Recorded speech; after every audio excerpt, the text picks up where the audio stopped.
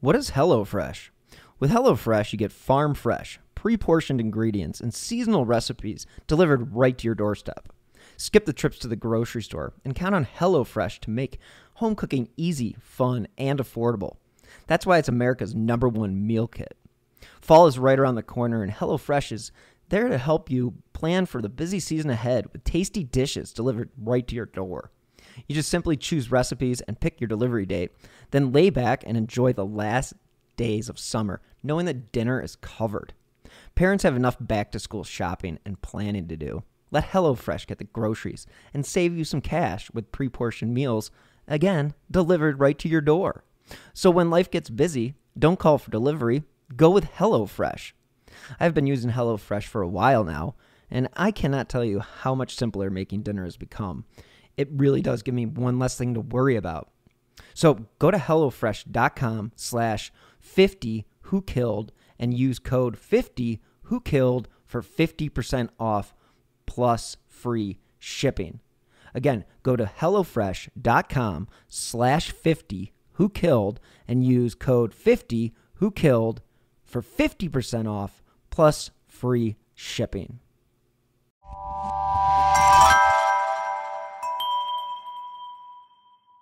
Slow Burn Media and Evergreen Podcast presents Who Killed, a podcast that provides a voice for the voiceless. First at 5:30, more than 20 years have passed with few answers about a series of murders in the Connecticut River Valley. People in that area suspect it was the work of a serial killer. In the late 1970s and through the 80s, several women disappeared around the Claremont area and in nearby Vermont. The Attorney General's office says it still can't be certain how many cases are related.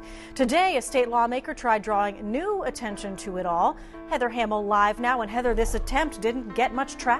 Well, that's true, Jean, because Representative Steve Lindsay, who introduced the bill, recommended killing it as well. No one other than Lindsay even spoke for or against it, and in the end, his unusual way of going about this was questioned by committee members.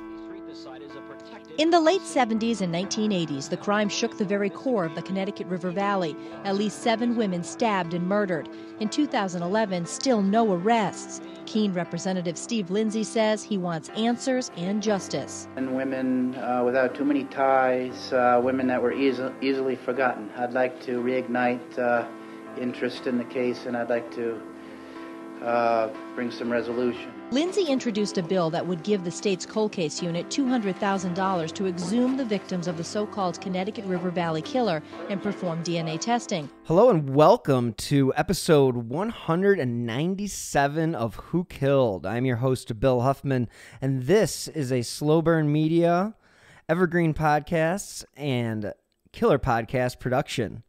On this week's episode, I am very lucky to be joined by a survivor of the Connecticut River Valley serial killer, and that is one Jane Boroski.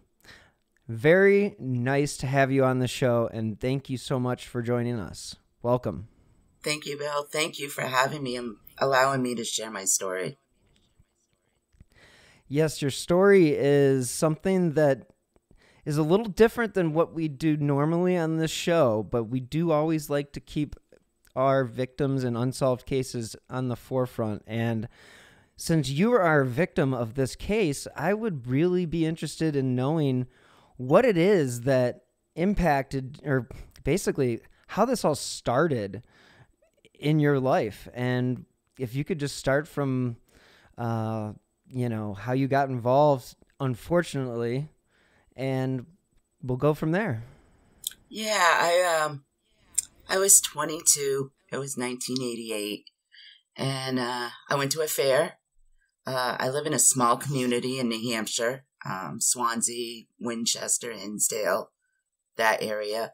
And I went to a fair that night, the county fair, Cheshire County Fair. It's a fair that every year they have it, and people just congregate there and meet up with different people they know, and it's a family fun fair. And so I went to the fair and walked around, ran into a bunch of people I knew, did a little bit of chit-chat here, chit-chat there. And then I was leaving the fair, It was 11-ish, 11:30-ish. It was hot. That summer was brutally hot and humid. I was 7 months pregnant with my daughter, and I started going home, and I was driving through Swansea on a main road. Now this town has virtually no major crime whatsoever, and I knew there was a store right on Route 10 that it was closed, but I knew it had a vending machine outside, a soda vending machine. So I pulled in and parked in front of the soda machine and got some change out and went and got a soda. And I'm in my car and I'm drinking my soda, getting ready to leave.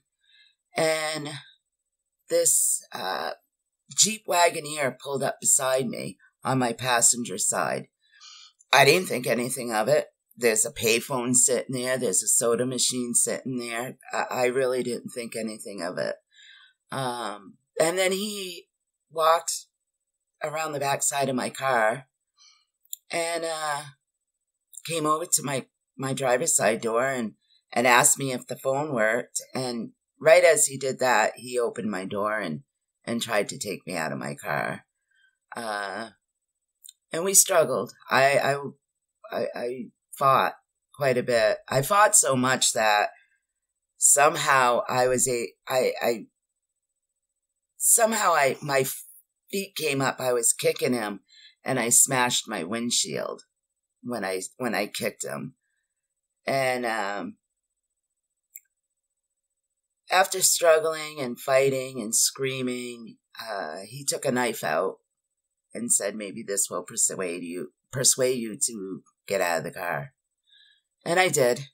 It did. And I got out of the car and we're standing by my car. And, at first I was scared and he was just acting so calm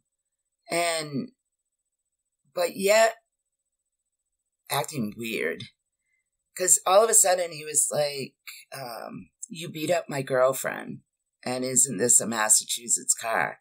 So I'm like thinking, okay, this guy is like out there somewhere and he's confusing me with somebody else. And so I said, no, this is a New Hampshire car. And he walked around the back side of my car to look at my plates and started walking back to his vehicle. And I was like, what is this guy doing? I didn't feel threatened at that time. I just felt like he confused me with somebody else. And then I realized, you know what? I got a smashed windshield. So I said these words I will regret for the rest of my life. I said, hey, a-hole, what about my windshield? As he was walking back to his vehicle. And he turned around and came back to me and put a knife up against my neck. And we stood there for a few seconds. I had no idea what this guy was capable of doing. You got to remember, this is back before internet, before social media. I had no idea that there were serial killers lurking the state of New Hampshire and Vermont. So I knew nothing about that. Yeah, I was going to ask you if you had any awareness that there was such a thing going on, that women were being killed, and if that even was something that they had recognized. No, I didn't. And that was just not the case. Yeah, wow. I was 22. There was no internet or social media back then, so I didn't know anything about these cases. And I saw a car starting to drive by. And I knew the only way I was going to get out of that situation is I needed to run to the road and scream. And so I took off. I started running towards the road and screaming, and the car just drove right by. And he tackled me down just like a football player right on the pavement.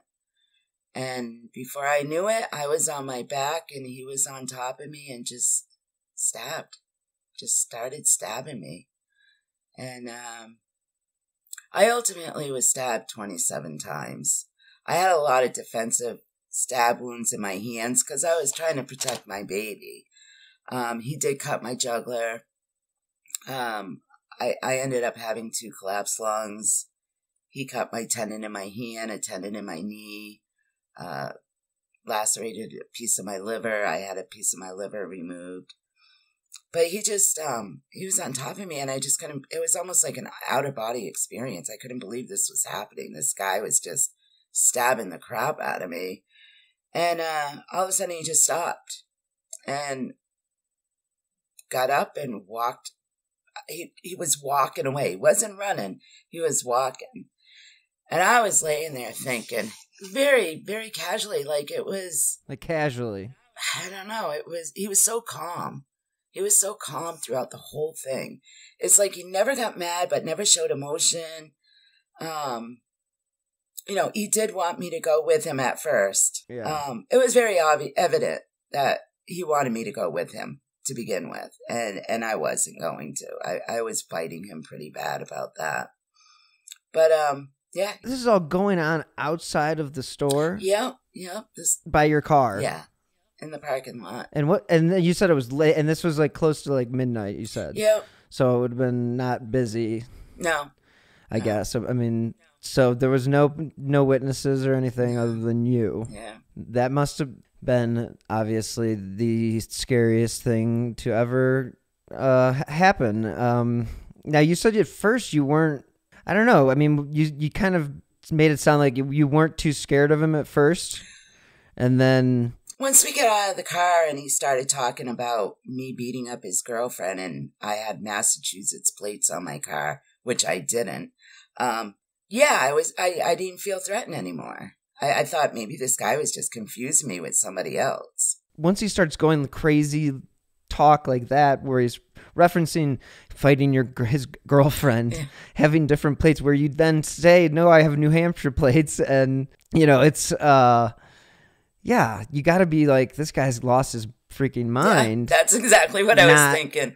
This guy is... And not he's going to stab me 27 times, And, I mean, so, like you said, most of your wounds or a lot of your wounds were defensive. But you had 2 collapsed lungs and a sliced jugular vein.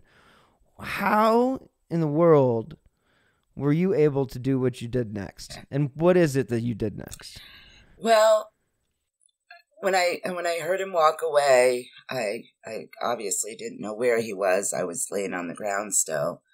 And I somehow got up on my hands and knees to get up. And I heard his vehicle start driving by me. And I looked up, and he just drove right by me. Didn't speed off or anything. He just drove right by me and looked right down at me. And I looked right at him. And he just drove off. So I eventually got up and got to my car. I was bleeding pretty bad. I could hear the blood just gushing out of me. And I got in my car, and I knew my friend lived about 2 miles down the road on that main road. So I said, okay, I got to get help. I've got to get to his house. He can get me help. So I pulled out and I started driving towards my friend's house. And before I know it, I'm right behind him. I'm like, oh my God, there he is. He's right in front of me. And I was so scared. I was like, he's going to see where I pull in. I was terrified of that. And so my friend's house came, and I pulled into my friend's house, his driveway, and the monster just kept driving along. And so when I got to the house, my friend came to the door. He came to his screen door, and I told him somebody just stabbed the crap out of me, and I needed help. And I ended up collapsing on his stairs, and that's when the police came and the rescue came and all that. So basically you feel like adrenaline got you and the survivor instinct of keeping your baby alive is probably what drove you to make I'm a true believer. I would not be alive if I wasn't pregnant. True believer of that. She gave me the strength, and she wanted to survive. which gave me the strength to survive. You were fighting for two people. Yeah, exactly. So, I mean, I guess that's, if you think about it and you think about this particular perpetrator, you're the only survivor. Yeah. So that... But I didn't know that for 2 weeks. I was in the hospital for 2 weeks, and... yeah, what happened after that? Read it in the paper. Okay. I read it in the paper. So the police didn't inform you that there were... Did they know? Were the police aware? Yes. Okay. Okay, so they were quick to put 2 and 2 together. Yeah. Now, I've read that you were able to get some of the license plate. Yeah, they had me go to a criminal profiler, John Philpin. He was really involved with all the cases. So he hypnotized me to try to get, some kind of license plate. I guess while I was hypnotized, the license plate was really dirty. So I really had a hard time getting anything off it. I believe some of the numbers were like 336 or 226 or something like that. I really don't think it's reliable. Right. Because it was so dirty. Because I don't remember seeing the license plate that night. My body obviously went into shock, and I was just focusing on getting help. So I really didn't. So this is a very interesting situation that you find yourself in at that point in time, where you're pregnant and your baby survives. My baby survived. I actually carried her full term until for 2 months after. Amazingly. That is amazing. And were you able to, were you recovered by the time you were giving birth? I mean, that must have been just another traumatic experience on top of, everything. Yeah, I was in the hospital for a few weeks.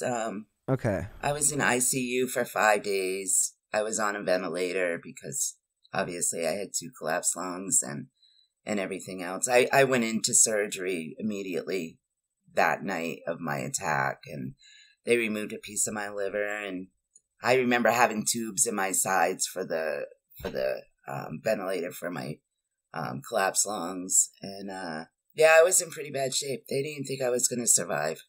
Even in the hospital, they didn't think I was going to survive. So I was in ICU for about 5 days, and then I went into a regular room. And this whole time, I had a police officer outside my door. So everybody that went in and out, there was only immediate family allowed in to see me. That had to be a little comforting. It was, once I realized, because I didn't realize anything for like 5 days. And then when I went into the my regular room, my family kind of sheltered me from all the news media and the newspapers and all that. So I really didn't know what was going on the outside world. I just knew what was going on in the hospital. And I knew there was a police officer at my door all the time. And one day my mother was at the hospital, and we were sitting, this was when I was in my regular room. And I was like, Dennis, my husband, I said, why is Dennis so determined for me not to watch the news or look at the newspapers or anything? Because every time they brought newspapers in, he'd take the newspaper. And my mother was like, you're all over the news. And I'm like, what do you mean I'm all over the news? She's like, oh, you're all over CNN. You're on WMUR Channel 9 News in New Hampshire. You're in Mass on all the news channels in Mass. You're in the newspapers everywhere. And I'm like, are you kidding me? That didn't bother me. What bothered me was as soon as I found out that my name was everywhere. And I was like, this guy has not been caught yet, and my name is everywhere. Now, they don't do that today. Now, the victims' names are not revealed at all in the news or the newspaper or anything like that. But back then it was. And it was like, do they even realize much danger they put me in. So I as a journalist, that is so frustrating. Isn't it? Never ever do that. No. I mean, I'm so sorry that you had to be, Yeah. because that's like a whole nother added stress to your life that you're dealing with so much to begin with, and now you've get outed in the newspaper as being being the victim that survived. Yeah. I mean, how is that not gonna? Yeah. That's just foolishness, in my opinion, and not thinking things through. But times have changed. They so have. Thank God. Thank God. Yeah. That kind of brings me to the point where physically you're stabbed 27 times. How long was it before you felt like, I mean, did you fully recover? I did physically. You know, it took me about a month to fully recover. You know, my tendon in my hand and my tendon in my knee took quite a while to recover. I had to do a lot of physical therapy and stuff like that. But yeah, physically, yeah, I recovered pretty good. Mentally. Mentally, not so much, no. You know, while I was in the hospital, when a nurse came in with a newspaper, and that's when I read that they were connecting me with the Connecticut River Valley killings. And that really did a job on me mentally.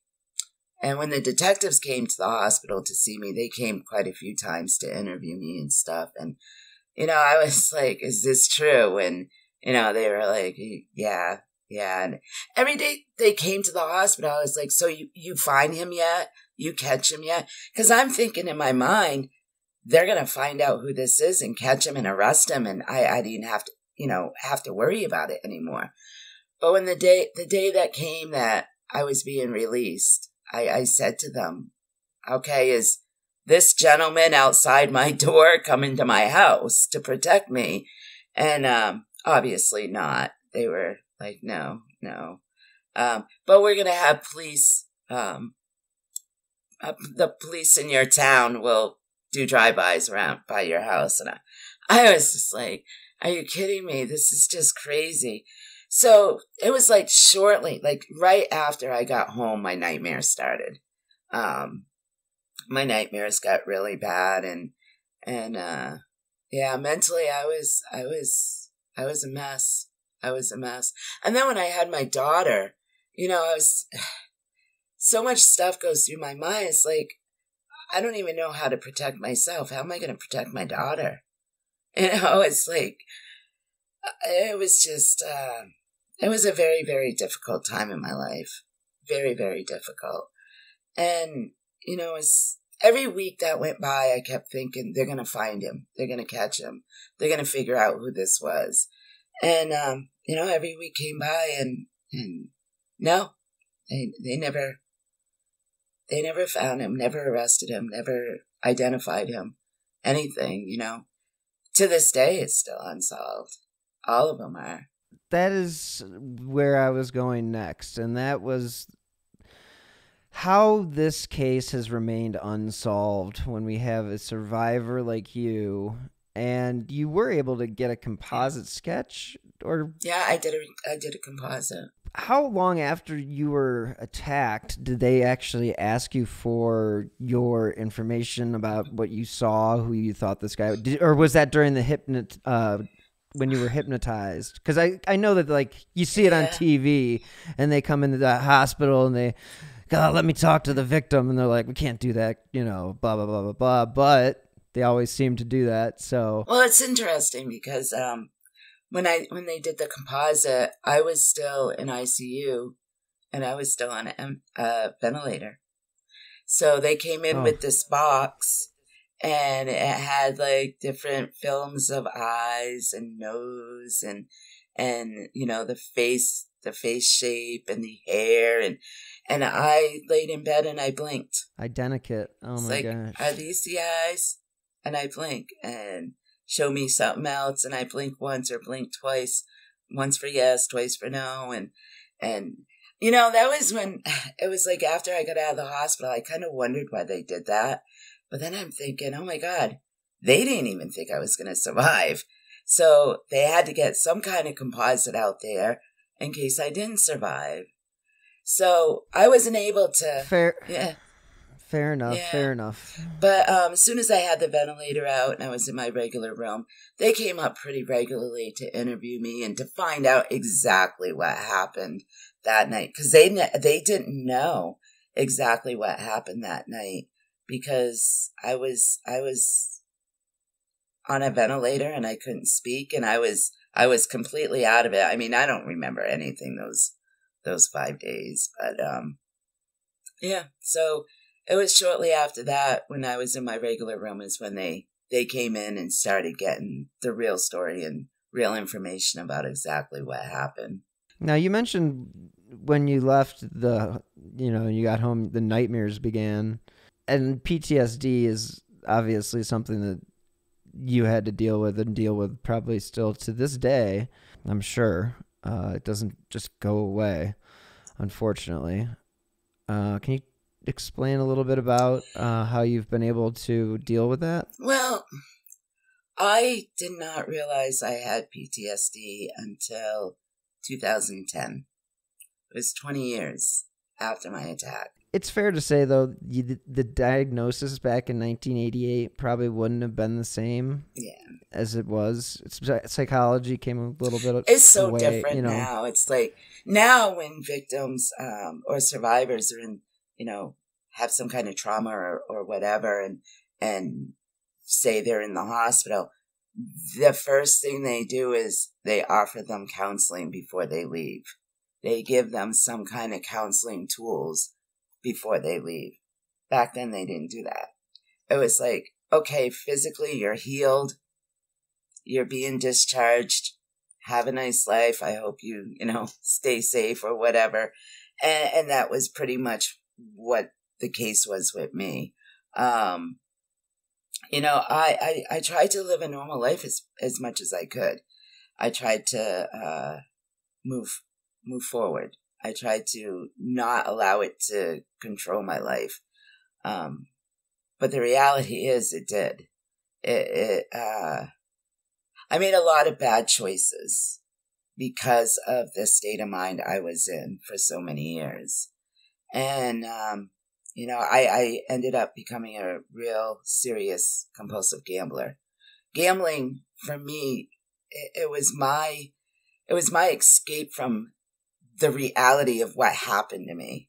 It was the only thing I could think of I could go and I could gamble and I didn't have to think about it anymore. And, because of that, I made a lot of bad choices in my life. And, in 2010, I hit rock bottom and I went to jail because I stole from an organization that I loved very much. I was a part of it for 25 years. And I ended up going to jail for it. But I never used my attack as an excuse. I've always taken full responsibility for my bad choices that I've made. But I was also court-ordered to go to counseling for my gambling. And it was while I was in counseling for my gambling, about 2 months later, I had an excellent counselor. She was so awesome. I had told her about my attack about 2 months after, and she was like, "This happened to you? Oh my God." And, we started talking about it more, and she's like, "I want to clinically diagnose you with PTSD."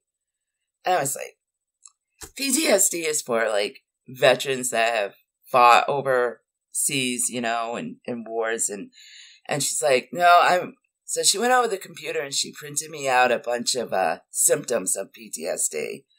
And she gave me the paper and she said, "You go home, you read this. And then you come back next week and you tell me what you think." And it had been in my pocketbook for a couple of days and I happened to take it out and I'm looking at it and I'm like, oh my God, I have PTSD. I had every single one of those symptoms. Every single one of those symptoms affected my life in such a negative way. And so I went back. I said, okay, I have PTSD. Now what? And she said, now we start healing you. And that's what we did. It took 7 years. I still heal every day. It's a process. But for the first 7 years, it was like I did some real good, intense counseling. We addressed every single one of my symptoms and made me see how it affected my life in a negative way and how I can turn it around to be positive.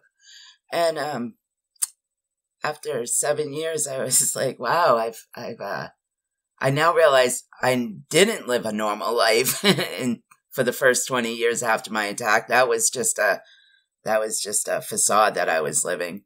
But now I live a very happy, normal life. I've become a person I've always wanted to be. I wake up every morning. I'm going to be a better person today than I was yesterday. And that's what I strive to do. And that's one of the reasons why I want to tell my story. I want people to say, wow, I've gone through something traumatic and I've never been able to talk about it. But I'm listening to Jane and I want to talk about it now. I want to, heal. If I help that one person, that's my whole purpose of doing this podcast, Invisible Tears. It's, I just want to help that one person. Yeah, you kind of leave me without words. I'm sorry. No. I kind of threw everything at you. No, I'm a huge proponent of therapy. I've been in therapy since I was 10. So, I was lucky enough to have that mom who was there to say, you probably should go see somebody. And I remember having the epiphany, being like, I'm not talking to some. I don't need to do that. There's nothing wrong with me. And you didn't want to show weakness. No, I was 10 years old. I was a tough little boy. Yeah. And then, the next night I had the same issues, like not being able to sleep and anxiety. And I'm like, yeah, you're right. I'm ready. Yeah. And once you come to that sort of realization, it doesn't matter if you're young, you're old, or whatever age you are. It's just like it opens up your whole world to see a difference that you've never seen before. I mean, it's a whole new world, as they say. Not to sound cliche, but it's true. And what you went through, my goodness.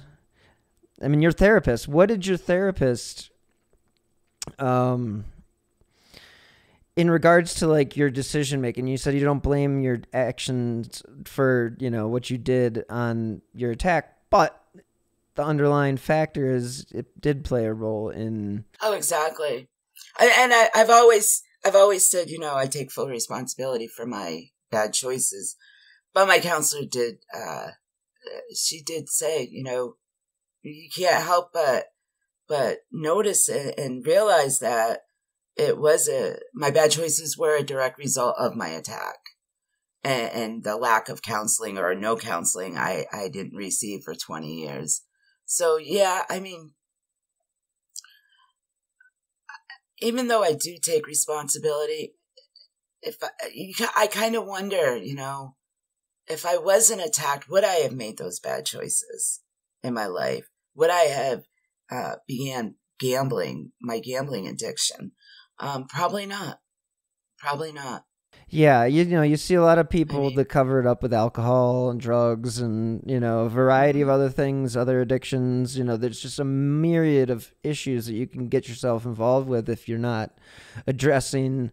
Not to make it like a sports cliche, but if you're a runner and your left foot's hurt and you start then favoring your right foot, guess what? Your right foot ends up hurting. And so it's just a catch-22. And without receiving counseling, I mean, I can't even fathom what you went through for 20 years of your life without receiving the appropriate counseling that you deserved as a victim.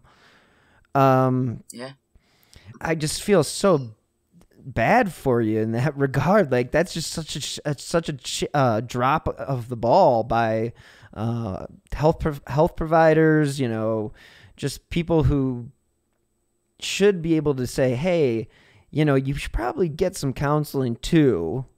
If they're going to make you do it for gambling addiction, you know, again, times were different, but still, Times were different, but I hid a lot of things. Okay. I hid a lot of things.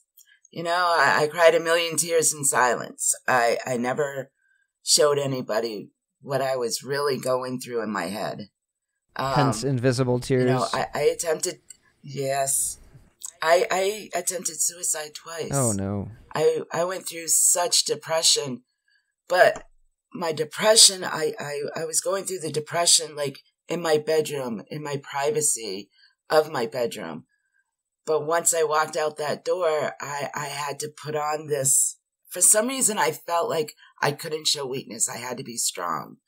So once I walked out that door, I was like, okay, I'm not going to show how I'm feeling today. I'm just going to try to, you know, move on and do a normal life, you know, and my life was nothing but normal. Oh, now, you know, once I was sitting in that jail cell and I realized, holy crap, my life is messed up and I need to do something to change it. And that's what I did, you know. I didn't have much hope while I was in jail. But once I got my counseling, I have a lot of hope now, you know. My life is so good. I have a granddaughter. My daughter survived, and she blessed me with the most beautiful granddaughter. She's going to be 9. And, you know, I'm so blessed and so thankful for where my life is today. But I don't know that my life would be like this today if I hadn't gone through all those learning, all the learning bad choices, you know, the bad choices I made, I had to learn from. And so, you know, maybe that turned me into the person I am today and my life, the way my life is today. That's a totally fair assessment. I think that the decisions that we make along the way in our lives do dictate the people, you know, we become. Good choices and bad, we've all made them. You know, it's some at different levels. That's the one thing, you know, there's no therapy that fits one person. It's just, that fits all people. Everybody's different. You know, you got to approach things differently. I mean, your story is obviously completely different than anybody else's story who goes into counseling. And I just think it's such an important part of our culture that has been stigmatized, that people don't turn to counseling for help. And it's such a sad state of affairs, in my opinion, because it's not a sign of weakness at all. It's actually a sign of courage and a sign of bravery, because you're willing to explore the inner depths of you. And there's nothing more. Exactly. You know, how many people have you run into since you've been out of therapy that you're just like, you need therapy, and you're in your mind, you don't say it because you know better, but you know, how many people? It's Jane. How many? There's been a few. It opens your eyes, and you really see things from a new perspective. And I'm so happy that you got that counseling that you did. During that counseling, did you guys discuss the case at all that you were involved with? Somewhat. We talked a lot about him. Okay. At first, I didn't want to, because I just I felt too much attention was put on him with everything. So I really didn't want to talk about him much. And she's like, he did this to you, you know? you got to talk about him. And that's when I realized how much anger I had inside me with him and about him. And it was, I knew I had a lot of anger inside me, but I didn't realize how much until we started to talk about him and and all that stuff. So it was like, now I can talk about him, but I don't talk about him a lot. It's like, you know, I don't think he's human. I refer to him as evil or a monster. He's definitely not a human being as far as I'm concerned. But we also talked about, as far as the cases are concerned, one of the things I had to deal with a lot too was survival guilt. Survival guilt is a very real thing. And I didn't realize how much it was affecting me until we really started talking about it. Because it was like, you know, these 7 women were killed and I survived. I can't even imagine. And what was going through my mind was, I can't imagine how their families must feel about me. Like, they must feel like, she survived. Why couldn't our loved ones survive, you know? And, you know, it wasn't until a few years after I realized that these families were very grateful that I survived. And it was eye-opening. Survival guilt is so real, and it did eat at me a lot. And we talked about that a lot. It was hard. It was hard getting past that. Yeah, I was going to ask you about that, but I didn't really want to open that can of worms earlier when I mentioned that you were the only survivor, and I just didn't want to put that on you because of all the other stuff that you have to go through as well.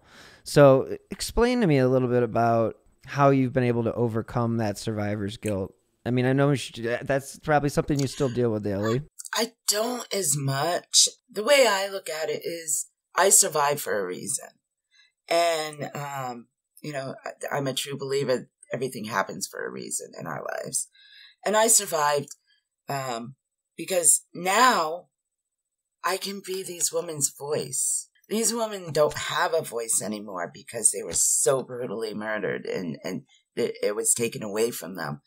I can be their voice now, and I can relate to what they went through, and not a lot of people can do that. And, you know, I don't feel the guilt anymore. I feel like instead of thinking so negative about it now, I think more positive. What can I do positive to, you know, I survived, these women didn't. What can I do positive? And I can tell their stories, you know, and that's what I want to do. I want to more focus. If you look up these women online, all you see is that they were murdered, you know, what they went through. They were murdered. But you don't know that most of them have brothers and sisters, what their interests were. They had lives before they were so brutally taken away. And I'm going to be able to be their voice to tell their stories and to talk about them in their real lives, not just about what happened to them. And I'm thankful for that. That's amazing. And that's a really interesting perspective to have. Great perspective to have on this case, especially being in the position that you're in. It's a way to honor them, and it's a way to keep the story going, because, you know, once the media stops following stories, it kind of, you know, that's when they become cold cases. And you know, what do you do when the media stops following your case? And I mean, you probably had, how long did the media follow your case before they trailed off? And probably about a year, give or take about a year. I mean, for most people, that's a long time. But the fact that the case didn't ever get solved, it should still be something that is on the front and center of all these different towns where these murders took place. And we're not talking, can you explain a little bit to the listener about how small of an area where these bodies were found? Well, Unity is a very small town.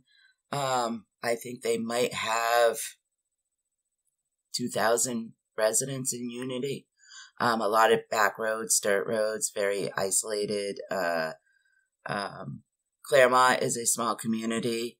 They're very small communities.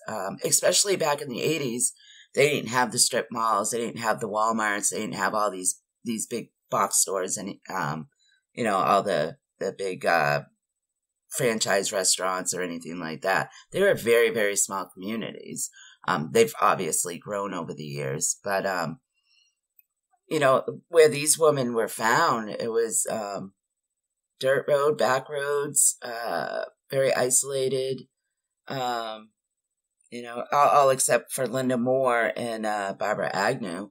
Barbara Agnew's body was found in Kellyville, and that was a very small community, small town. She was found in the woods. So, yeah, it's very isolated areas. Easy to be a serial killer, I guess, is a bad way of putting it, but not a lot of people out there to tell you or catch you doing what you're doing if you're disposing of people's remains in these completely isolated areas. But the fact that these towns are so small, one is left to believe that the killer has to be somebody that was somebody local. Yeah. We went up, me and my team went up to the Claremont area to where most of the bodies were found about a couple of months ago. First time I've been up there to actually see where their bodies were found. And it was, to me, he knows the area. He knows the area very well. Like two of the victims, like Elizabeth Critchley and Eva Morse, their bodies were found 500 feet apart, but 5 years apart. So he revisited that area. For sure. So he's a lot of these places, we had a hard time finding these roads and where these bodies were found. So he knew the area because where he put them, it was very isolated, very, very isolated. There's just so basically what you're saying is there's no way that any random Joe is just going to end up where he ended up putting those bodies. He had to know where he was going. Yeah, no. Yeah, he had it planned before he even found the victims. He knew exactly where he was going with those people. Yep, it was so evident. You mentioned your team. So what does your team consist of? And are you guys investigating the crime? Well, let's start with when we started Invisible Tears. Let's hear it. We were in lockdown with the pandemic, and me and my daughter were listening to some podcasts, and she's like, "Oh, let's punch up your name." So she punched up my name, and all of a sudden we're hearing podcasts about my attack. I was like, "Oh, listen to that!" And she's like, "Oh my God, they're so wrong!" And listen to them. They're just reading off the internet. She's like, "That's just you need to do a podcast. You need to tell your story in your words." And I have no technical experience whatsoever with anything. I don't even, she's the one that had to do the podcast and put that up. So she's like, let's get a hold of Drew Bedard. He was him and his parents have been best friends with us for years. And I actually babysat him when he was young, him and his siblings. So I got a hold of him and I said, "What do you think about helping me do a podcast, telling my story?" Well, him and his wife, Amanda, they were like, "Let's do it." And so we just, for the last 2 years, we've been working on it, and we have Invisible Tears, and they are amazing. He's the producer of my podcast. Amanda is my co-host, my life coach. She does all the editing of my podcast. And there's me. So it's a great team. We've become really close. I trust them. I can't imagine doing this with anybody but them, because they make me feel like they make me feel safe, and they let me tell my story. And the way they edit and the way they allow me to tell my story is just amazing. And I'm grateful for them. Totally grateful for them. That's amazing. And it's really amazing that you're going back and revisiting the scenes and, you know, taking that extra step to dive deeper into this case. And do you feel like it's getting any close? I mean, I noticed that there were a couple suspects on the internet, and one in particular. Yeah. So can you explain? You don't have to go and tell me the name, but like, is there any chance that this guy is the guy? Let's get the name out there. Michael Nicolau. You punch up my name, or you punch up the Connecticut River Valley killings, and Michael Nicolau is there. A private investigator contacted me way back in, like, I think it was 2005 or something like that. Told me that she had all this info on this Michael Nicolau guy and felt like he was the Connecticut River Valley killer. And I had formed a relationship with her for about 2 years. And she was super into media attention, like huge media attention. And I very quickly realized that everything that she was doing with this whole Michael Nicolau thing was for her agenda. It wasn't to solve anything. It was to put her in the limelight. And a lot of things that she was saying was just circumstantial and hearsay. And I started picking up on some stuff. And I'm like, well, that's hearsay. And she just felt very strongly that it was Michael Nicolau. And after I had talked to a couple of other people and a couple of private investigators and had them review Michael Nicolau. The detectives in Concord reviewed Michael Nicolau. And we've decided it wasn't Michael Nicolau. Was he a bad man? He was definitely a bad man. I mean, he killed his wife and stepdaughter and possibly his first wife. So he was a bad man. But was he the Connecticut River Valley killer? No. A lot of things don't fit with him. This private investigator that brought him to my attention was only finding things that, or using things that made him fit into the investigation. She never did any elimination, I should say.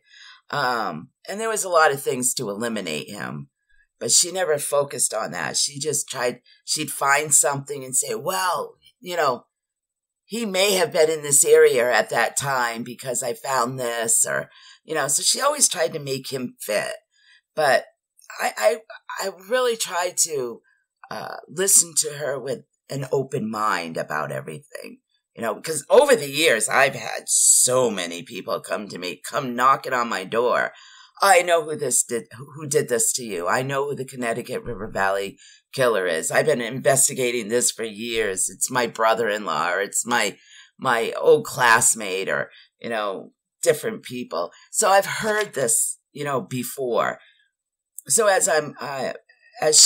when she contacted me, I kind of took everything in, you know, with an open mind because, you know, of all the others that have come forward. But, she kind of took it and ran with it and put it all over the media. And I wish she didn't. And I wish I had not associated with her. But I did. And I can't change it. And, I mean, the fact of the matter is these are still unsolved. Yes. You know? Bottom line. bottom line, and nobody's ever been arrested. Nobody's ever gone to jail, and these poor families have never seen justice. I mean, some of these family members are passing away now, like Bernice Quartermarsh. Her parents just passed away the past couple of years. And it's sad because now they have no answers. I believe the detectives in the state police could have done more. I believe these are solvable cases. I think they've had a lot of missed opportunities. I sometimes I lose faith in them. Like a couple of years ago, they called me up and said, we got fingerprints off your car. Can you come in and be re-fingerprinted? Because when they lifted fingerprints off my car, everybody that had any contact with my car way back then, right after my attack, came in and got fingerprinted. And 2 years ago, they were like, can we re-fingerprint you? We want to just eliminate a couple of more prints. And I said, yeah, I'll come in and be re-fingerprinted. And so he was like, all right, well, we'll contact you in 2 weeks, give you a good time and place to go. And, we talked about where I would go and stuff. And yeah, that's almost 2.5 years, and I still haven't heard back from him. Oh. So I don't know if maybe they don't have fingerprints. I don't know. I don't know. I still haven't heard from them though. Jane. So yeah, I kind of lose faith in them, and I hate it. But I think these are solvable cases. I gave them an enormous amount of information.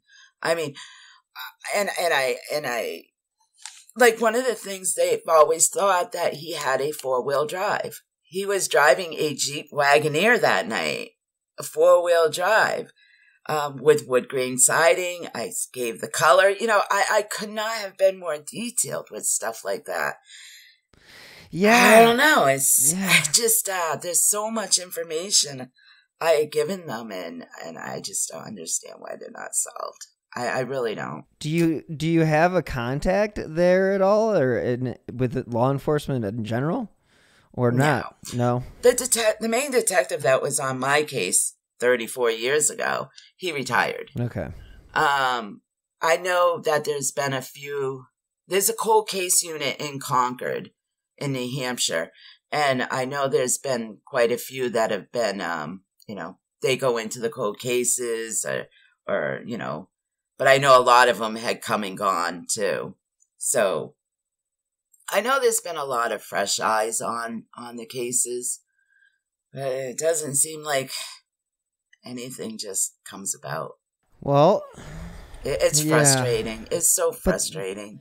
But that's why you're doing your podcast, and you're doing interviews with me and other shows, and you're keeping the story out there, and that's the most important thing. And in all reality, is you've taken the reins of your story, and you're now in charge of it, and you're not letting the investigation dictate what you know or don't know about this case. And now you have a team that is working with you, that has helped you with this podcast, Invisible Tears, which can be found anywhere you get your podcasts.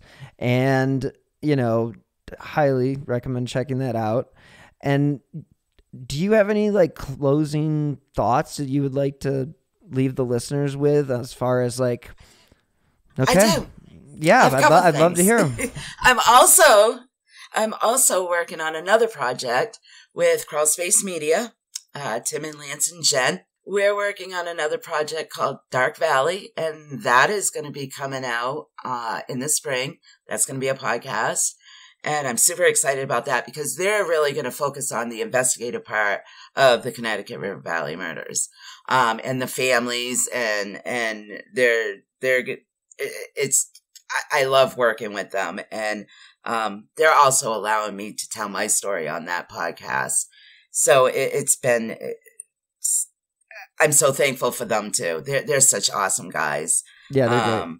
So Dark Valley will be coming out in the spring, and I want to bring up Trish Haynes in New Hampshire. I don't know if you're familiar with her, but she was murdered, and the 2 people that killed her are still not arrested, and it's infuriating. They're doing a vigil an event up in Concord, New Hampshire on September 24th. I'm going to be there with her family and her friends and everybody else to try to get these authorities to do something about this. Because it is very evident on who killed her. And I don't understand why those two people are still walking the face of the earth. And not in jail. I don't understand it. But yeah, Invisible Tears, you can find Invisible Tears wherever you listen to your favorite podcast. And we have a website, invisible/tears.com. Check out the website. We got a lot of other information on there. And you can find us on Facebook, Twitter, Instagram, and YouTube. So I think I covered everything. You're a multimedia machine. I see Tim and Lance have gotten into you. Yeah, Tim and Lance. Yes. But I'm lucky because I don't have to do all that social media stuff. That's Amanda and her daughter. They've been taking care of all that for me, which I'm so grateful for, because I'm not very good at that. So, but and I want to just say the names.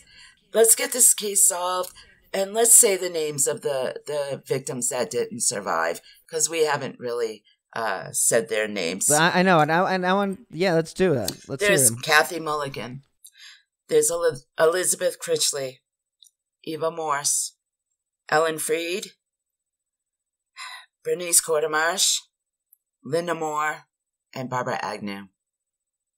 Those are the real victims. They're the ones, they're the reasons why I'm doing this. I want to be their voice, and these cases need to be solved. Let's, enough with the missed opportunities. Let's solve these cases. I like it. I think that you have done an incredible job overcoming a lot of the issues that come along with being a victim, being a survivor of a serial killer, which is just not something a lot of people can say. And the fact that you're now a victim's advocate, following up on stuff and doing things appropriately, and following up, and I just think it's really great that you've been able to do this, and you got a team with you, and the Dark Valley coming out with Tim and Lance. I mean, they're rock stars, and I've known them for a while, and so good crew to be hooked up with, and I can't imagine that they will do your story wrong, and they will be on it as you couldn't have picked a better duo. So, I love Nick and the Captain are my guys from True Crime Garage, but Tim and Lance are the multimedia leaders in the podcast world, and they're quite a force, and they're very funny, and they're very fun, and they can help you make have a little bit of humor in a little bit of a dark situation, and I hope that you've been able to get that from them as well. And absolutely, I can tell by your smile that that they do that. So that's incredible, and thank you so much for sharing your story with us. Thank you so much for allowing me to share my story. It means a lot. Well, it means a lot that you were able to come on and be open and honest and share a lot of this very personal stuff. And I think our listeners will be extremely interested in what you had to say. And I just can't thank you enough. Thank you. Thank you. Thank you so much to Jane Boroski for joining us this week on Who Killed. As you know, I drop new episodes every Friday. You can check out her podcast on any platform, and that is Invisible Tears. And again, she is also going to be doing Dark Valley in the spring with Tim and Lance. So definitely worth checking out. And again, thanks so much for setting that up. I do appreciate that. She is a survivor, and talking to a survivor of a serial killer is definitely an experience. So kudos to her and what she's been able to overcome in her life. So thank you again for listening. You can follow me on Twitter at BillHuffman3. And as you know, you can donate to the show via Venmo at Bill-Huffman-3 or on slowburnmedia.com on the donate button, and that's slow minus the W. So again, thank you to Jane, thank you to Evergreen, thank you to Slow Burn and Killer Podcasts, and I hope, as always, you guys stay safe and have a great week. Women's Running Stories, where we explore the intersection between running and life. Because every woman who is committed to a running journey has a story to tell, and this is where you'll find those stories. I am host and producer Cherie Louise Turner. I'm a 53-year-old runner, and together with original music by musician and runner Cormac O'Regan, we bring these inspirational stories to life. Please join us to fuel your adventures. Are you tired of seeing your teen or young adult struggle on a path that clearly isn't the right fit? Is your teenager confused about which direction to take after high school? The future of work is changing rapidly, and our kids need to know all of the options available after high school so they're empowered to make the choice that is best for them. In each episode, we explore the latest trends that are shaping the opportunities of today and tomorrow. I'm your host, Betsy Jewell, and this is the High School Hamster Wheel Podcast.